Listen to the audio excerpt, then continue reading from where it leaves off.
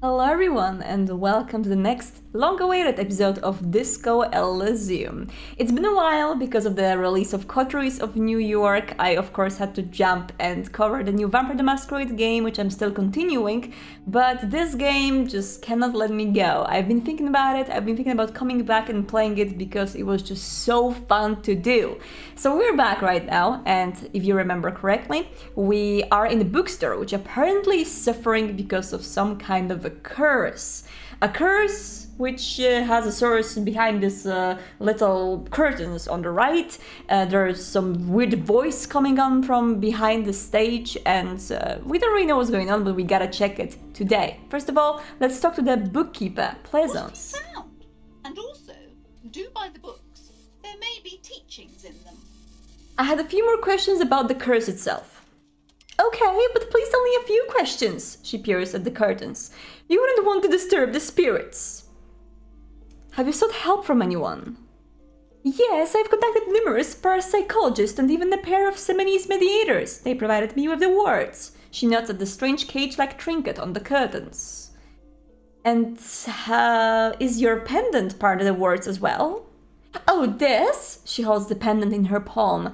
Its ochre heart glistens under the lights. No, it's special Himenian amulet blessed by desert pygmy shamans with a spell of compulsion. It's to compel people to buy books. Okay. There are numerous spells cast throughout the store. I had the books anointed with a different inducement spell, for example. She nods. It's guaranteed to boost sales 15%. Alright, woman. What about the words on the back door? Are these Seminese as well? Yes, the Seminese are very crafty and their words are extremely powerful. Lesser words simply won't do here. How does this curse manifest itself? A shiver runs through the woman as she looks around in the dimly lit store. The curse is so much worse than you could imagine. It's a disease eating at the very foundation. Okay. Her voice drops to a whisper. It's a curse of financial distress, of ruin and bankruptcy. She peers at the curtains again. Didn't that curtain just move? Wait, that's it? I was hoping for something more paranatural. But officer, there's nothing natural about entire companies declaring bankruptcy. I'm talking about Keiko demons feeling of bad business practices and disappointing income statements. There's something wrong with this building, I can tell you. Ever since I arrived, I've sensed an eerie, lingering presence, as if I was unwanted here. Sounds familiar. Strange. I feel unwanted too. What does it mean? Truly so. Her eyes narrow as she tries to get a read on your energy. Perhaps the dark energies are leeching off of you. You shouldn't stay in the store too long, it may be dangerous. Okay, never mind. I'm going. Goodbye. I shouldn't stay long in here. I really like playing superstitious detective, so I'm going to believe in all that crap. And in the meantime, we're going to go backstage to find the source of the superstition and try to make out who exactly is the person behind this whole ordeal. Let's go here. And on the way there, I actually see something that we haven't checked before, so let me see this room very quickly.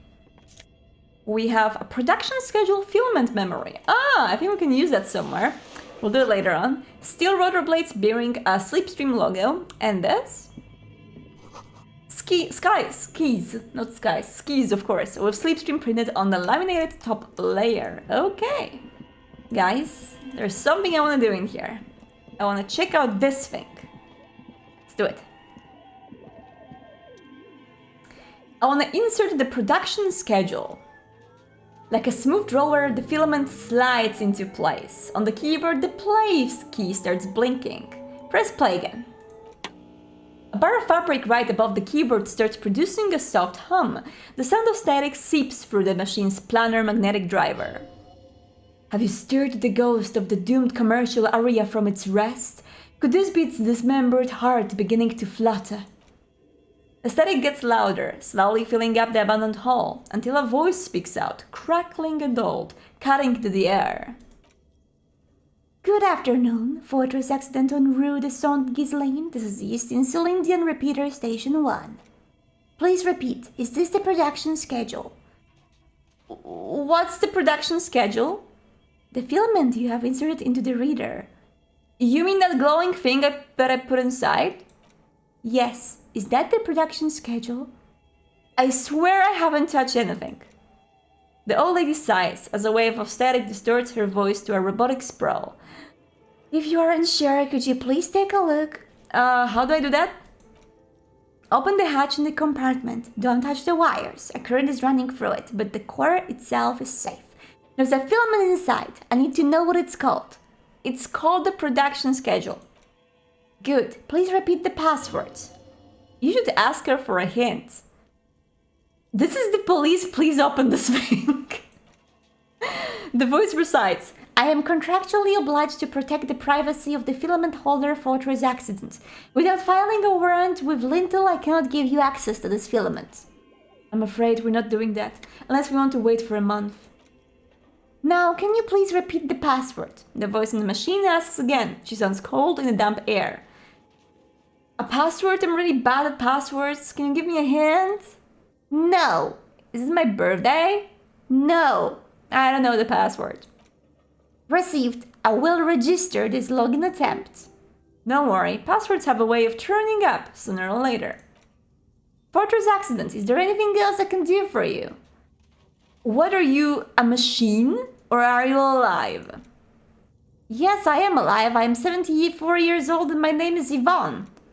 The lieutenant whispers into your ear. She repeats passwords. Programming people are all paranoid. Yvonne, my partner tells me that you're here because radio computer guys are all paranoid.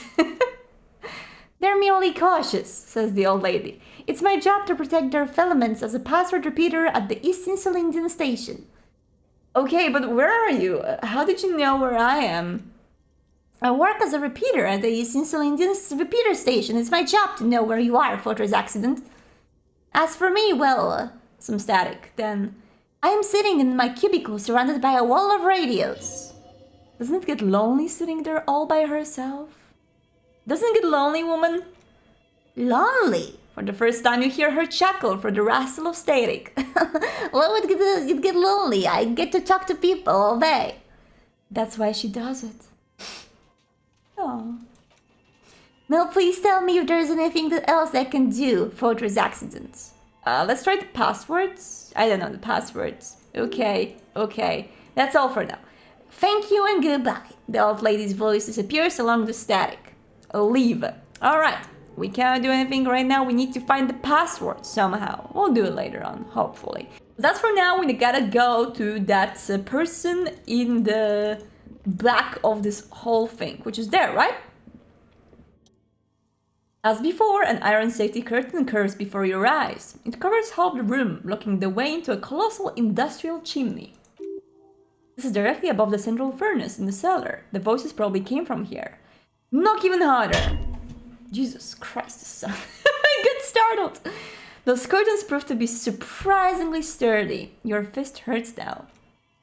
There must be another way to wake up whoever is in there. Maybe you can try yelling into the furnace downstairs. Alright, we'll yell into the furnace downstairs. If that's exactly what we need to do, then we'll do that. Where do we need to go? Here, right? I think so. We're right by the furnace and let's yell into it. Hello. A thick layer of coal dust covers the furnace, coloring it pitch black.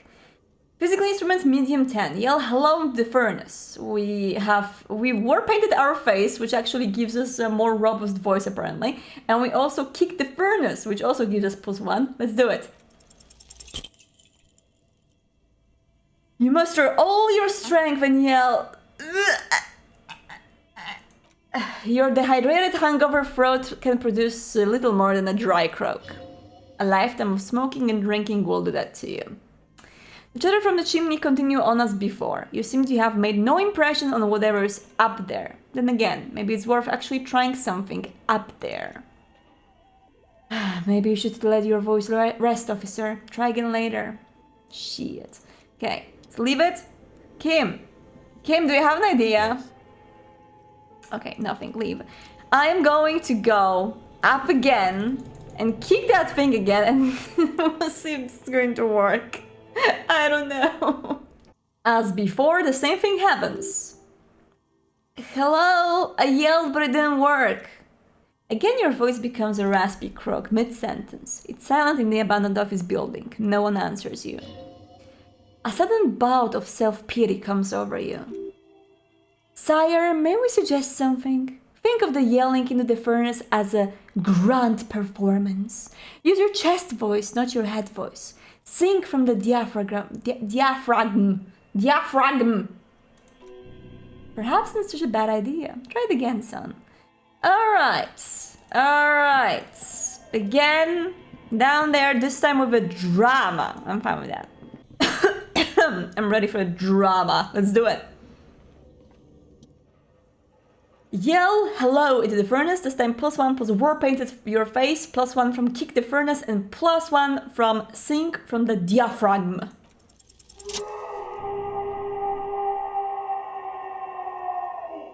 We did it. Something breaks loose in you. A mighty bellow echoes throughout the chimney's depths. The chatter of tiny voices above suddenly ceases. Then, you hear a woman's voice answer. You've awakened the entity. I summon the ghost of this doomed commercial area. Answer me, spirit. Hello? Did you say anything? I can't hear you. Please come upstairs. There's an empty curtain on the second floor. I'll open it. Oh, okay. You hear a low rumble upstairs, the sound of a curtain being pulled aside. The lieutenant nods, then points upstairs. After you, officer. Alright, let's do it then. We opened the doors to another dimension. We are going there to meet the entity from our nightmares. The entity behind the curse of the bookstore. The entity who was trying to destroy the lives of all the entrepreneurs, making their poor little livelihoods in this place. Hello there, demon. What is this? This tray is full of dice, colorful polyhedral dice, hundreds of them. Like role-playing dice? The candy dispenser has been repurposed to contain thousands of dice. Whoa, that's cool. Hello? Hello, I'm Nia. A bird-like woman sits in the front of tools, with emerald light shining through her hair. Did you try knocking on my window? I must have missed you. I've been listening to my Melius. She taps on her headphones. So what kind of die are you looking for? Could this be the malicious entity? Perhaps it's wise to go along with this masquerade for now. She's got a direct view to the backyard. You should interrogate her about the lynching.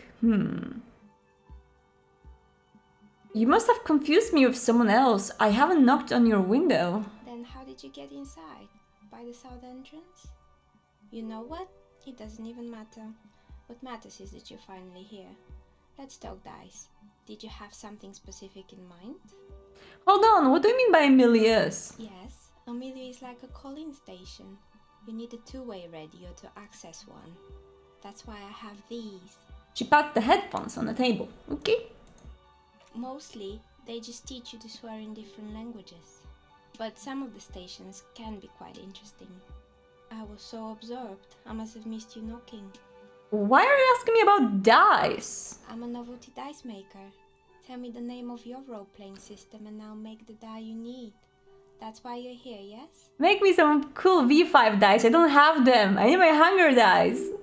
Role-playing games. You know the one made by Fortress Accident? Does that count? Sure, I like role-playing games, and maybe, I'm not really sure why I'm here, honestly. That would be the person I'm role-playing. How strange. Well, if you're interested, my rate is 10 real per set, unless you want something really unusual. Take a look around and see if there is any particular stone you want to use. The walls around her are covered with rows of precious stones and minerals. This person means you or no one else absolutely no harm. She will answer freely and honestly. What do you know about the man who was lynched behind the railing in rags? Nothing really, I didn't know him. Who cares about the dead body? We might be dealing with malignant entity here. The lieutenant looks at his notebook, then the woman under the large window. Your window looks directly onto the courtyard. You're saying you didn't see or hear anything unusual last Sunday evening. I'm sorry, detective, but as you know, I usually have my headphones on when I'm working. It shuts out most of the daily ruckus behind the window. And you never took your eyes off the work to look out of a window. I might have, she admits, but in this case, all I could have seen would have been my own reflection staring back from the darkness. I never said that it was dark when the lynching happens. Just saying. Or maybe it's a common knowledge. I don't really know. It's really hard to make anything out in the yard when it's dark outside. Besides, I rarely get up to look out the window when I'm in the zone. Do you often work Sunday nights? It's an odd profession, making dice for people, but I like it, and I prefer doing this than sitting at home. What do you mean by daily ruckus? Well, there's always something going on in the Rowling's backyard. She stops and tries to come up with an example. During daytime, there are usually those kids, and lately I've been seeing a lot of drunk workers hanging about. It must be because of the strike. She's not sorry to disappoint you. Informing on someone in a murder investigation would intrude upon her focused existence. She looks up at the window. Pale light comes in. But I never saw anyone during that fateful Sunday night, I'm afraid. I see. Thank you for your answers. She nods. Anything else, officer? Hey, where are we anyway? What is this place? We're inside the chimney of an old central furnace. It's strange, I know. She looks at the ruddy bricks that make up the walls. Even though they've been repainted, there are still signs of coal black soot here and there. When I arrived here, all the other rooms were taken, so I had to build myself a makeshift home. Besides, I don't really have to pay any rent here, so that's a plus. Plaisance was right. There's an entity living in the chimney. You should ask her about the curse. Creative. Lieutenant looks around in the spacious room, its ceiling fading into the shadows above. I've heard this place is cursed. Did you know that people call it the doomed commercial area? I've heard the stories, she nods as the wind howls in from the furnace shaft above. But I don't think the stories are true. Pleasance is the one who sent me. She's convinced that the place is swarming with malicious energies. Pleasance, the bookshop lady, she raises her brows. I've heard that her business is doing rather well. Have the energies spared her somehow?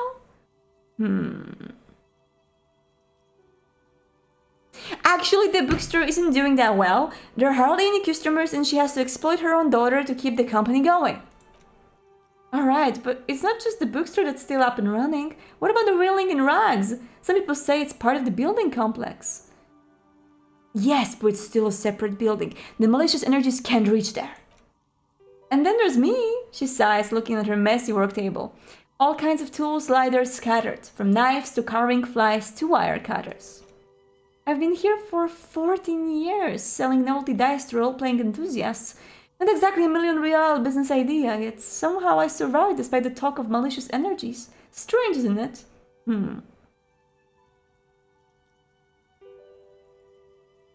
Pleasance thinks it's because you're the source of it, a malignant entity. Malignant entity? What does that even mean? The dice maker laughs. Some kind of a sorceress? What about you, officer? Do you think I'm the malignant entity? Time has come to face the source. Fear not, for the forces of the universe are supporting you in this psychic quest.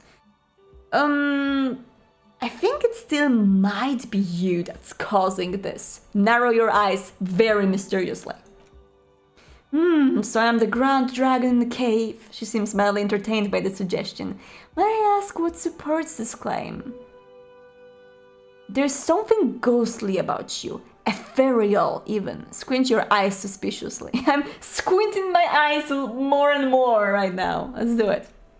Ethereal? She throws her head back and laughs. Thank you, but I think it's just the lighting. No, it's the troubled color of her energetic vibrations. No, I mean it. Your energetic vibrations are off. I sense tragedies in your past, darling. Of course you do. She listens to your antics with a forbearing smile on her face. Show me a person, Martinez, who doesn't have tragedies in their past, and then we'll talk. Okay, if you ever find a way to explain all those inconsistencies in the curse, then let me know. She turns back to her work. Pleasance needs to hear about this. Perhaps if you combine your psychic energies, you'll make sense of the situation. Okay. Do you know what happened to other tenants? Everyone else is gone. More or less. She adjusts the yellow scarf that covers her hair. Are you interested in someone specific? What about the hair salon? Oh yes, I think it was called Androgynous Orlando or something similar. They weren't a big hit around here. Turns out that working class men don't like genderless haircuts. They're scared of that word. Okay, we need to do that. I would never let anyone androgynous touch my hair, not even if my life depended on it. You're right, it looks like you haven't let anyone near your hair in a long time. She tilts her head, looking at your shaggy mane. She's right, when was the last time? You should get an unandrogynous crew cut. That's true. What happened at the gym downstairs? It wasn't merely a gym, it was Artemitep's Boxing Club, a community project created to steer at-risk youths away from drugs and crime. And who was that guy? A kind man from Zemsk. I heard that he had some trouble with the law when he was younger, and that's why he wanted to start a gym as his way of giving back. How did that community project work out? It didn't. If anything, it made the youth situation in Martinez even worse. At some point, someone started a rumor that the punching bag downstairs was full of amphetamines. Ooh, no. Let me guess. My electrochemistry is going to, suddenly pop up. Of course. You should have known it. Eventually, the coalition took away the funding and the club went bankrupt. This was a few years ago. It's gotten much more peaceful around the plaza ever since. What's up with all the debris in the hallway? So many broken window panes. Oh, this one's a mess, she sighs. There used to be a company that promised to repair windows 24 hours a day. What could go wrong with this one, right?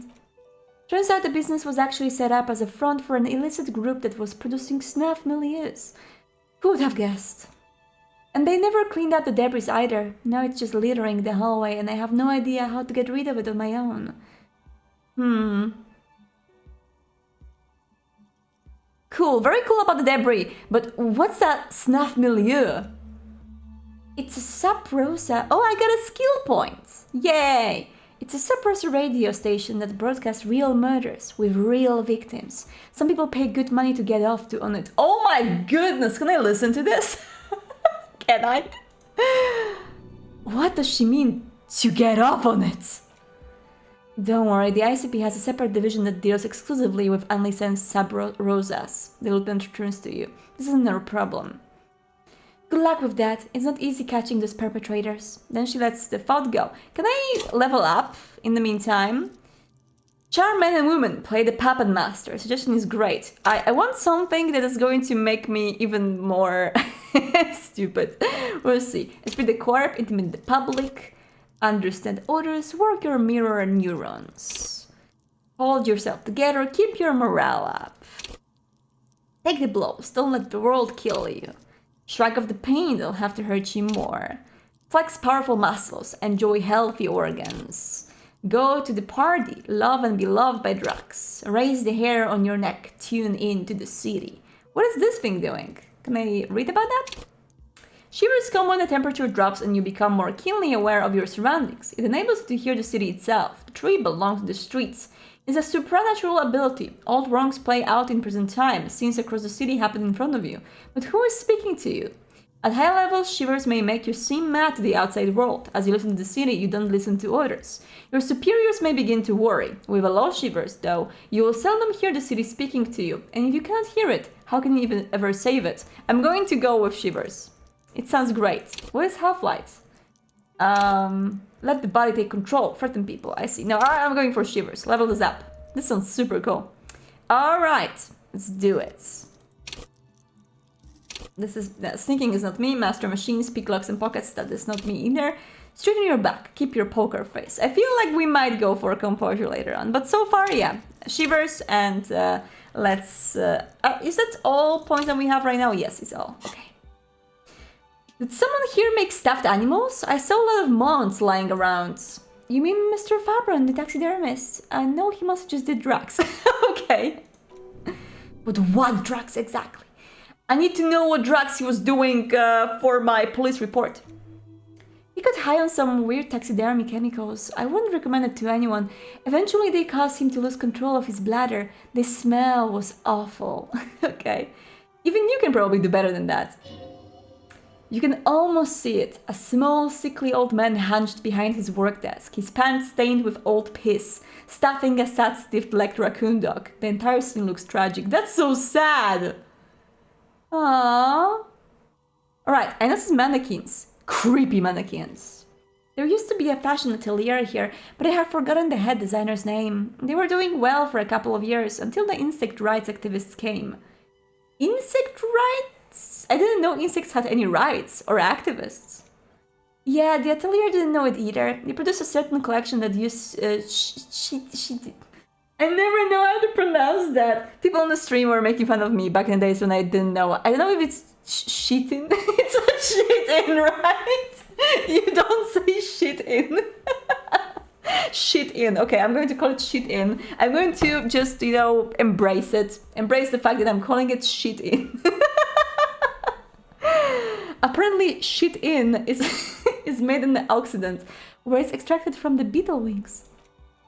And you know how all kinds of political movements are big on the Occident? The activists shut down the biggest shit-in suppliers, which of course caused the price to skyrocket. And naturally, all the most fashionable tastemakers refused to be seen in shit-in from there on. The atelier went bankrupt before they could finish the collection.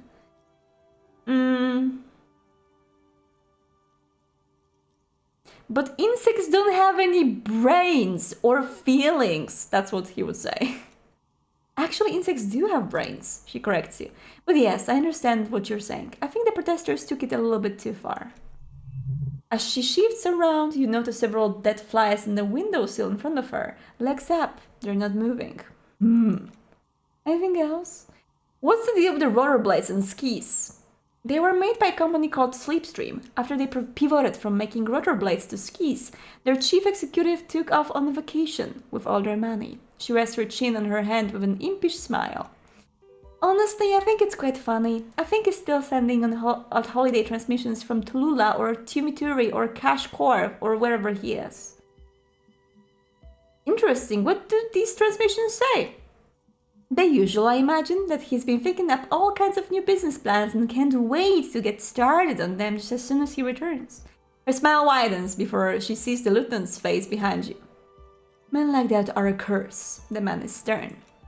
Sure, but Slipstream is history now. All the remaining assets got seized by the bailiffs in 47. I have no idea why those skis and blades are still lying around in the house. Not much use now, I guess.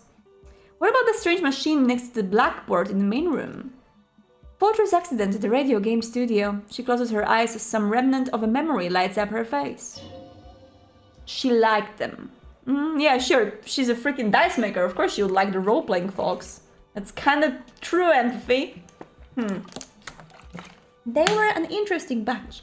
We talked about role-playing systems every now and then. Once I ever saw two of them get into fisticuffs over Viral.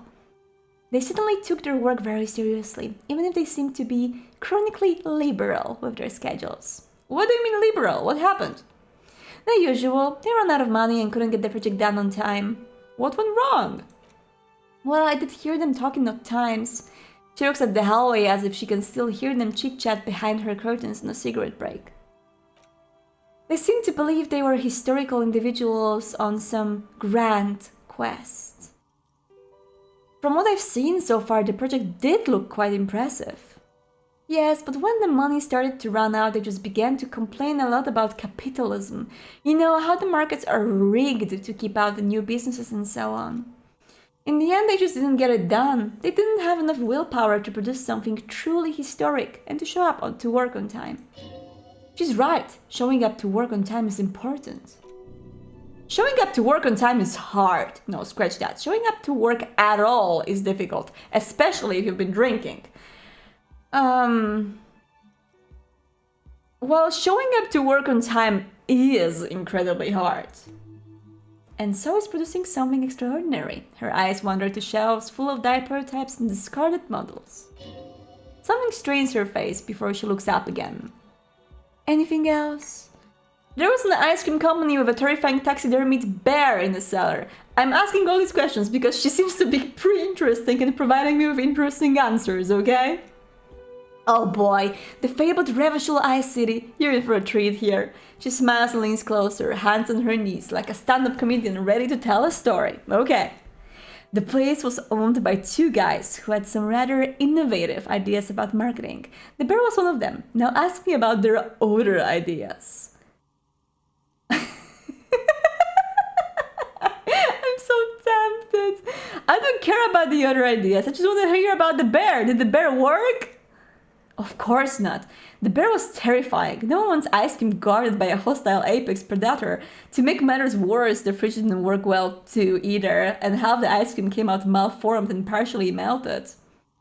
Eventually, Revachol Ice City lost the price war to its rival, Glacé 5000. Glacé 5000 sold caramel sundaes for only 5 cents apiece, out of regular fridges. I killed the bear. You unplugged it. You did what? She lowers her swivel chair an inch closer to you, unsure whether she heard you right. I had to kill the bear to become the bear. I can see, she nods, pointing to your wear paint, the stripes. Those stripes are what keeps me human. That bear was one mighty mammal. The taxidermist who made it said it was his vision beast. He said he met his vision beast while high on the desiccants. He called it Megatherian. Megatherian? Megatherian, that's the dice maker. A mega wild beast. What's a mega wild beast? It's an imaginary beast that guides you through life. By telling you to do more drugs, mostly. I have that beast myself. A wise and noble beast guiding you towards the land where the streets are paved with drugs. Exactly, electrochemistry. That's what I was going to say. The horrific necktie tightens around your neck, strangely excited, but it doesn't feel particularly fun this time around. Not now, you beast! What? Do you ever feel like your vision beast is trying to blackmail the fun out of you? No, officer, I don't have a vision beast. Normal people don't have vision beasts. Only drag adult madmen like the taxidermists do. What about horrific neckties? Do normal people have horrific neckties? Neckties! Her eyes move to the piece-colored cloth tied around your neck. I guess they do sometimes, officer, but I don't understand how it's relevant to our discussion. Anyway, now you know the story of the fallen ice cream empire. She seems almost sad, finishing the story. Some dust beams swirl in the afternoon air. Her eyes float idly. I know, I feel very bad about not asking her about the other ideas, but it was just more in character to not do that. Outside, it's light. Light scatters from the low-hanging cloud cover. There's always the thread of snow. Anything else? Another failed business, perhaps? I've been here for a long time. I found the building's intercom, but seems like most of the doorbells are not working. Oh, right! She wraps her forehead. Her scarf has a left faint line on her dusky skin. I hope you didn't try to ring me. I think none of those doorbells work, including mine. I'm still in the middle of connecting the wires. Sorry about the confusion.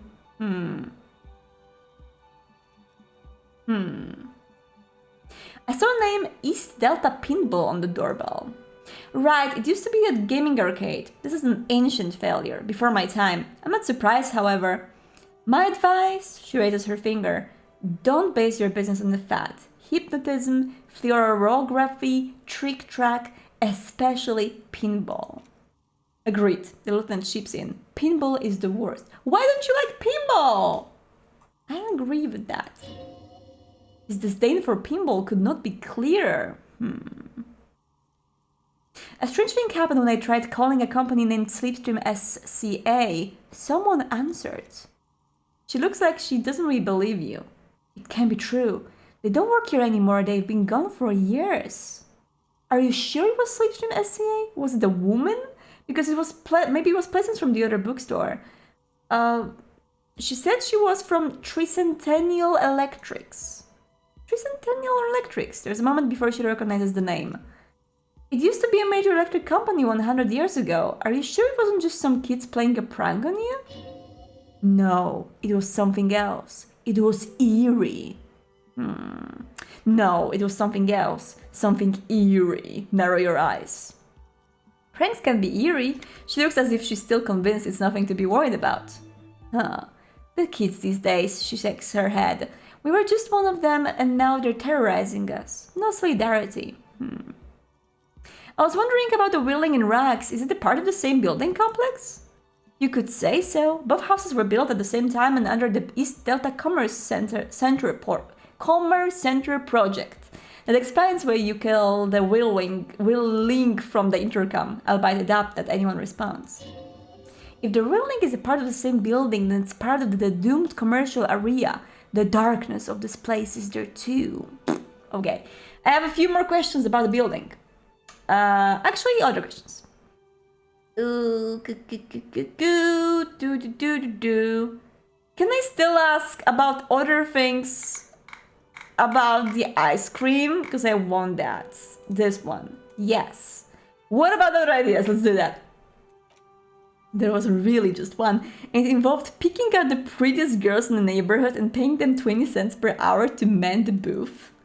And by man the booth, I mean slump behind the counter with a face that could maim you if you ever dared to disturb their bored magazine browsing. She leans back disapproving. It's like she really didn't like those girls. That's an award-winning idea. How else do you choose people around you? Yeah, some people spend their whole lives chasing the hot one. She makes quotation marks with her fingers.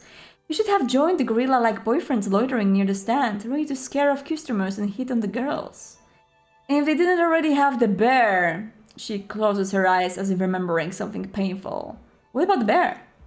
The bear, she repeats, pressing thumbs into her temples, like trying to suppress a headache. Didn't work out. Of course not. The bear was terrifying. Yeah, we heard that before. I'm sure the bear was doing its best. Maybe, because the taxidermist who made that bear definitely wasn't doing his best, I mean. How come? He said that the bear was here. Okay, we asked about that. What about, what's a vision beast? It's an imaginary beast that guides you through life by telling you to do more drugs. Okay. I don't have a comment on drugs. Understandable. You shouldn't do them. That's the dice maker. You're a police officer after all. Anyway, now you know the story of the fallen ice cream empire. I do. Okay. Another question. Leave. We're going down there. I want to check out the quest very quickly. What do we have? There's something new. Inspect victim's body, hanging in the backyard or wheeling in racks, but this is a preliminary inspection. You just need to suppress the urge to throw up and approach it. Get ammonia from the gardener or the Fritta store. Okay, we need to get the ammonia, that's true. Keep searching for the color. Despite lacking any obvious leads, this might take some time. Track down your gun, find any information you can on the gun. There's a locked trash container behind the wheeling racks. The manager guard should have a key. Alternatively, you could use brute force to pry the lid open. You just need a pry bar. And report back to Pleasance about your findings. We're going to do that straight away. Alright, we're back down there and Pleasance is right in front of us. Hello there, girl. We found the source of your What curse. have you found? And also, do buy the books. There may be teachings in them. I talked to the entity you told me about. Her name is Nea and she's a novelty dice maker. A novelty dice maker? Her eyes widen. Well, spit it out. Why does she need the dice? For some kind of sorcery? Sometimes they use the ankle bones of sheep. She might be involved, but I don't have a way to question the malignant entity further. She looks perplexed. I don't understand. If you're not sure it's her, then where is the source of the doom? How did she explain the curse? You just don't say you don't have any answers yet. The uncertainty is killing her. Hell with it. Perhaps you ought to just lie, sire. You've come this far to know how to end it. There is an entity behind the entity. Huh. We can lie about the taxidermist shop. Oh my god, there's so many options. I need to read them. Okay. No curse. She says there is no curse because there are too many inconsistencies. Or maybe there is... Okay, role-playing this. Let's do it. There is another entity, more malignant, pulling the strings in Martinez. Perhaps in my travels I will cross paths with it. A third order, presence. Yes! She lets go of the pendant. A great dark relief washes over her. I've heard of those 3 actors in Saturn occult literature that's too dark to dwell on for too long, and definitely not in public. She gestures for you to be silent. I understand everything, sir. Thank you for descending into the maelstrom. I will keep up forth here, strengthen the wards, do my best. And if you happen upon the third entity in your travels, She performs an X-shaped cross on your chest. May the Lord be with you. Well, this has been absolutely educational. If we happen on the third presence in your travels, we will certainly come back to tell you. Yes, the venture continues in other waters, darker waters. It turns to you. Should we get out of here before the vortex collapses? Yes, let's do so. That was a particularly long quest for a good cause. Anyway, alright guys, we're out there and let's just freaking get this going with. What is this? Hello? To Runabout North? Better might be watch around me, boy. What? To Cape Side Apartments, Martinez Pier. I wanna check out what's this. The ad reads, broken window. Tips has windows. What is this?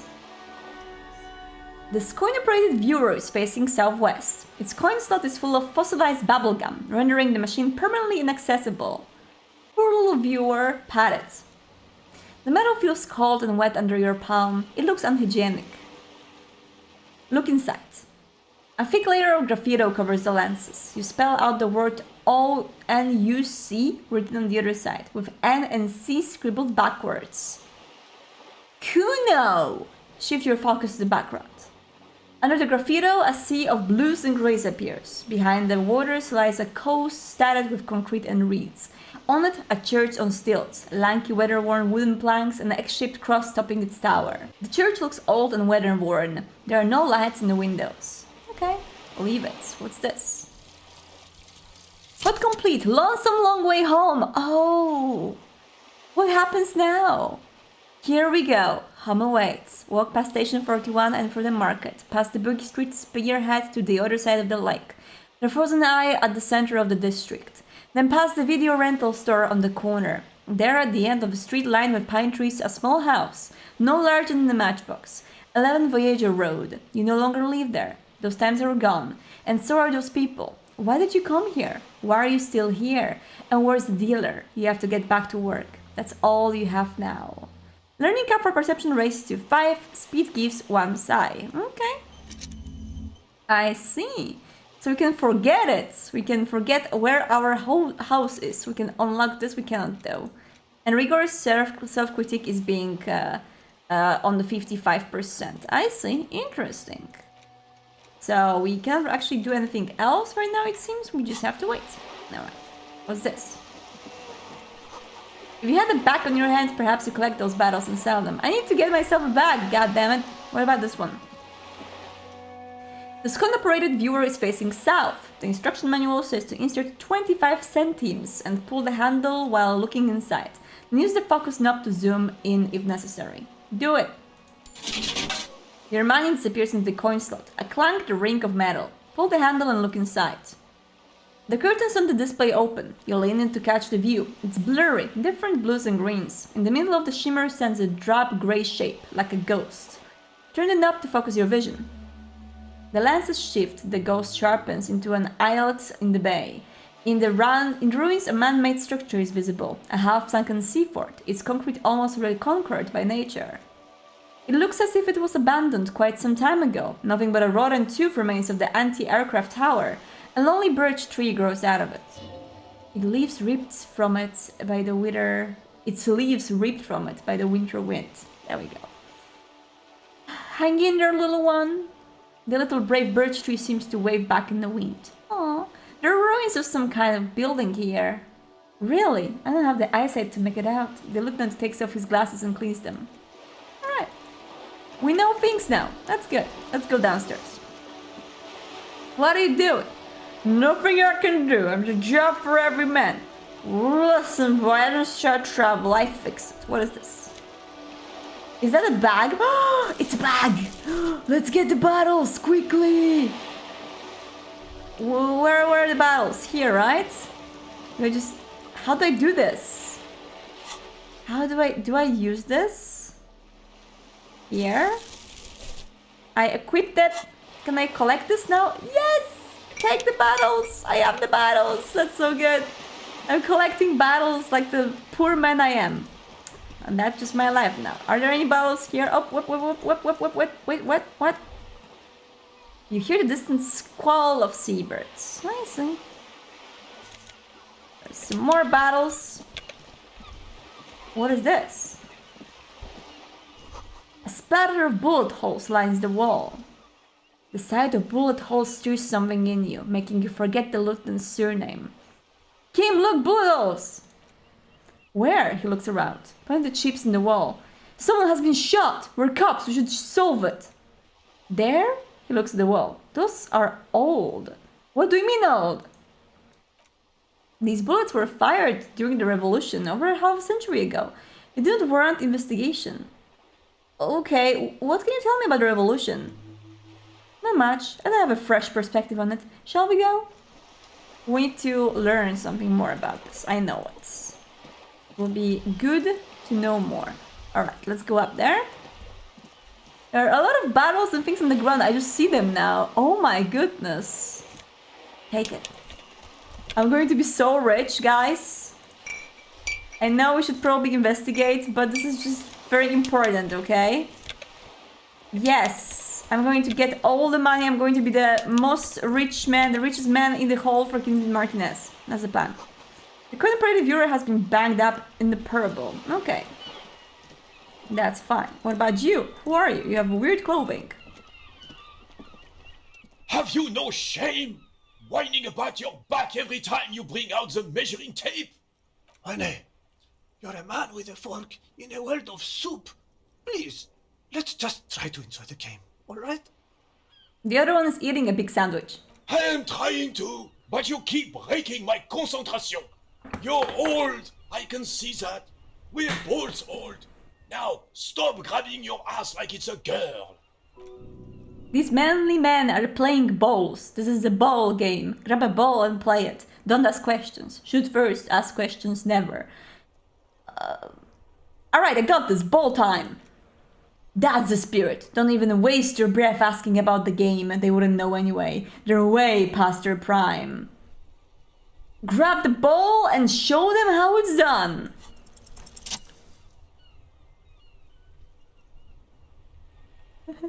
What are we doing?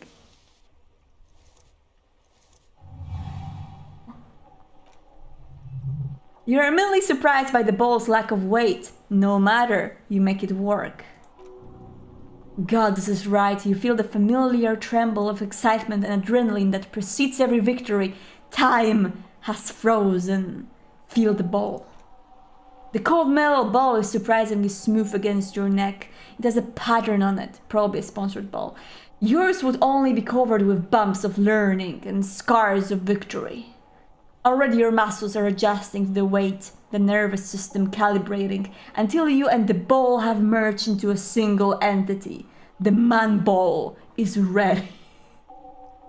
Take in the surroundings. A chilly breeze ruffles your hair as you stand there, feet firmly planted. All sounds, smells, even the wind. Everything fades until the only thing left is the union of men and ball. There's time for a last glance inward. Who am I? An embodiment of pure motion, a fine-tuned locomotor running at maximum efficiency. Some would still say you're a cop, but I guess we're beyond that now. The inertia can be contained no more than a bullet leaving a gun. Let go. Be the bullet.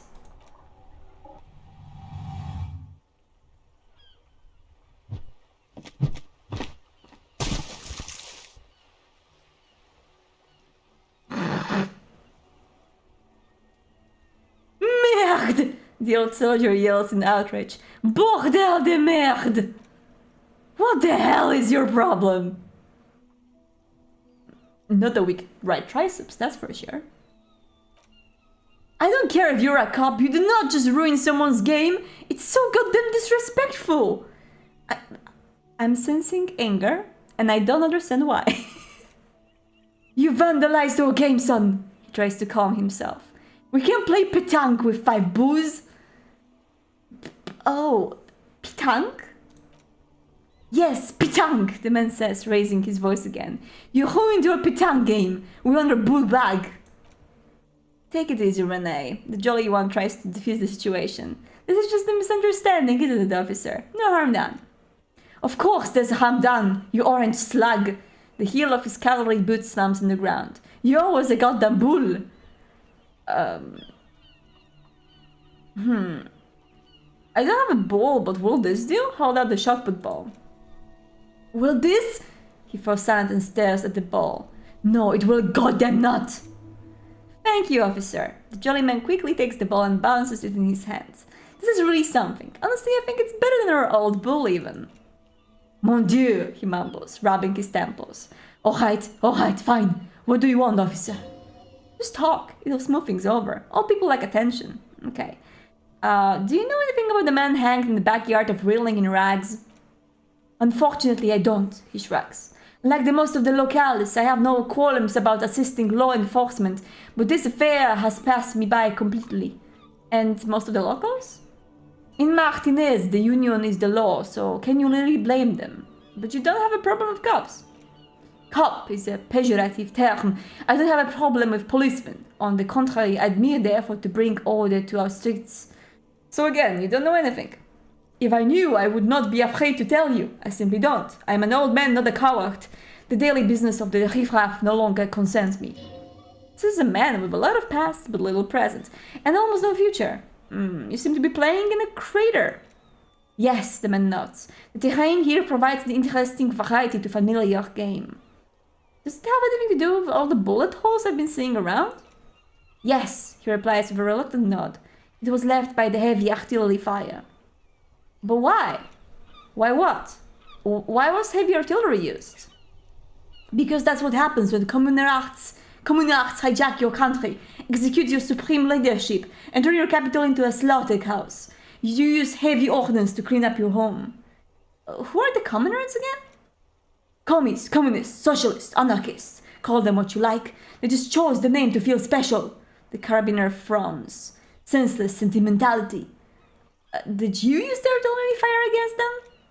Sadly, no. It was the foreigners who brought them to their knees. We fought valiantly, too valiantly. So valiantly we got licked, he adds, squeezing a bull in his fist. Should have fought dirty, like they did with their suicide sex cult propaganda and what? And mad anarchist women strapped to shrapnel bombs. What? We didn't though, and we lacked caliber. God bless them, but the suzerain canons simply weren't big enough. Why shall them here in Martinez? Because this place is the damn big beachhead, he says, pointing to the bay. Had to soften the commies up first. The beachhead? Yes, he nods, inspecting you with some disdain. The military coordinated amphibious landing to take back Revachol. Finds your lack of historic knowledge troubling, a sign of mental deterioration in the preceding generations. Martinez was used as one of the three footholds in Revachol during Operation Deathblow in 08. The other two are off in Sterra Maris and the Delta. He points to the northeast. Shake your head and look down at the crater. This here is a blood ground, where coalition brutes first made landfall and cleaned those rabid dogs out, most likely, he says, looking down at the soil. We're playing petanque on the mangled corpses. Jesus. Blood ground. The other one shakes his head. You get old Rene going there, like he isn't angry enough already. Is that why everything is so bombed out? Damn right, son. They laid the fire of hell on the city before they stormed it, and it worked too. There's a strange gleam in his eyes. The rest of the city got cleaned up, but Martinez they keep as a monument. A dark shadow runs across his face. And now the Union Socialists are practically running the place. Well, it's your own damn fault, the jolly man remarks. You, we, the coalition, Revachol, whoever you want to blame, never finished the job. Officially, the party never surrendered. Of course, they still hold the influence. You don't even begin to fully understand the players on the table, let alone the specific circumstances surrounding the... He stops mid-sentence and turns to you. What do you think?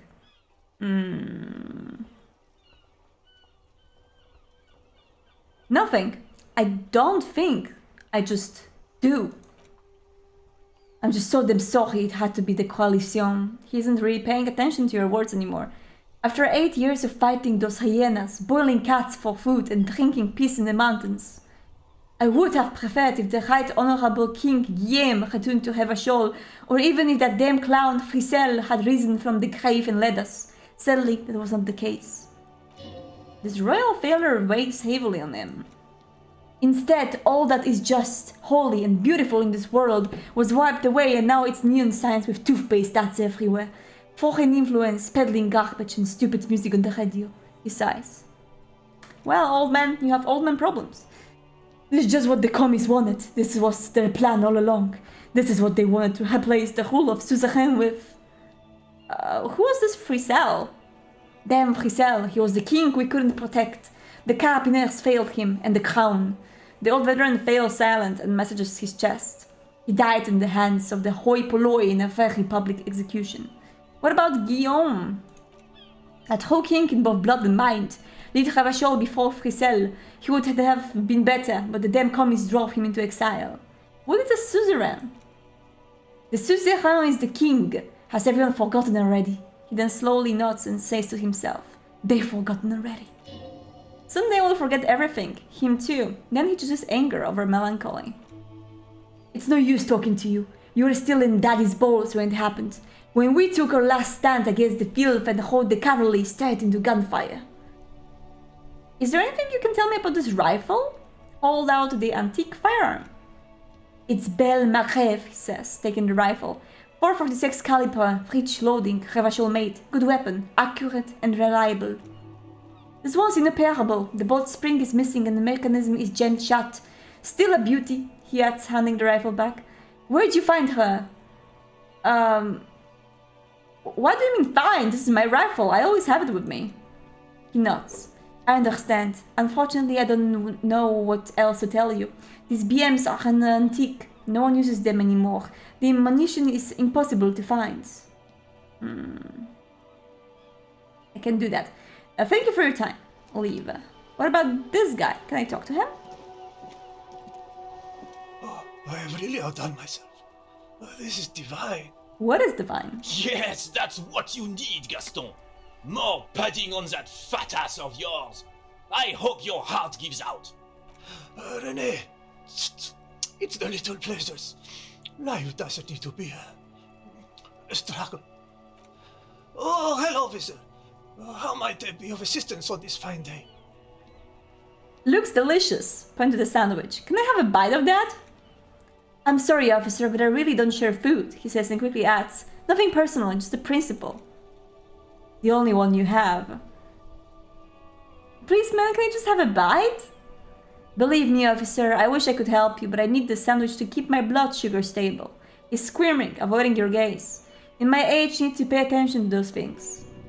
You can barely hear him. The sweet smell of pickles in harmony with garlic batter and marinated onions emanating from the sandwich is driving your mind in a singular direction. It must be yours. Please, friends, let's just share it. Fuck off, it's mine! He jerks away, immediately startled by his own reaction. Sorry, officer, I'm sorry. I didn't mean it in a bad way, he continues cautiously. But the sandwich is mine. I'm not gonna share it. When the dissidents come to rape our country, he hides, but tries to get a bite of his dear sandwich, and he gets close. You're a special kind of vermin, Gaston. I need to convince Gaston to relinquish his sandwich, and I got -1 from throwing the bull in the sea. What do you know about the dead man? I'm going to do that, by the way. I'm going to do this one day. Let me think. He looks at the clouds wistfully. I heard someone was hanged and left on a tree for a week, but that's all I know, really. Really? Absolutely nothing? No, officer, I'm sorry, and I really would like to assist. He adds, smiling apologetically. You're both good guys, I can see that. Then help them, you wimp! Reproach fills his eyes. You have plenty of shoulder with the gauche caviar and the union. Someone must know something. I wish I could, but I just don't know anything. His cheeks turn red. I always keep my nose clean and don't gossip. Everyone knows and respects that. Respects? The old carabinier can't believe what he's hearing. Sounds a bit like you're holding back. I'm not, he assures you. I'm not even any... Of course he's holding back. The carabinier crosses his arms. His mouth is so full of union prick he can even speak properly. Can I at least finish my fucking sentence before you piss on it? Is that okay, René? His eyes are furious. I'm not anyone important in the union. I just know Evrard. How do you know Evrard? Erin Martinez knows the Clare brothers, he says solemnly. I taught these biased human studies and history in the gymnasium. What do you know about history? The carabiner snaps at Gaston. You never witnessed history, only heard about it. Years later, when it had already moved on, you don't know history. The old soldier mumbles something under his breath and turns to face the sea. Let's try not to get caught in the lieutenant lowers his voice. Crossfire. Lest we leave riddled with bullet holes, this animosity is ancient. Are you a union member? Oh, his cheeks turn red again. In many ways, yes. Like an honorary member, I attend meetings and parties, help with the little things. Everard, Edgar, and the older debardeurs all know me. So you're not an actual member? Not in the technical sense? His eyes fixed on the bulls in the crater. I don't have a vote on or a membership card, but Everard keeps me on the payroll, just for the little things. Of course he's not a member. He's not a member of anything. I knew that. He frowns. He frowns, not frowns. He's a weather vane, turns to where the wind blows and tries to look important. I hate the socialist rabble, he continues. But even siding with them is better than living your entire life on the fence, never committing to anything. Pick a damn side already. What are the little things you do for Everard? Writing work mostly, he smiles. Occasionally he needs something written and I happen to have a way with words, people say. What kind of things do you write for him? Oh, nothing official, I assure you, just essays for the newspapers. About Martinez and how things are and how they could be. Everard and I have these long talks where he tells his little penman exactly what to say. It's comic propaganda, plain and simple. You should be ashamed of yourself. Thanks, that's all for now. No, thank you, he nods, smiling wide. For being consummate professionals, you'll have this case wrapped up in no time. We're going to do that later on. We're going to convince him to give us his sandwich. Why do I flash my flashlight in everyone's eyes? I don't know, but it's fun. Anyway, we're going to continue this later on, guys. Thank you so much for joining me today. That was Disco Elysium, and I hope that you enjoyed this episode. I had a lot of fun, and I still have tons of fun with this game. If you do as well, then let me know, and I will provide you with next episodes. Thank you, and see you later. Bye.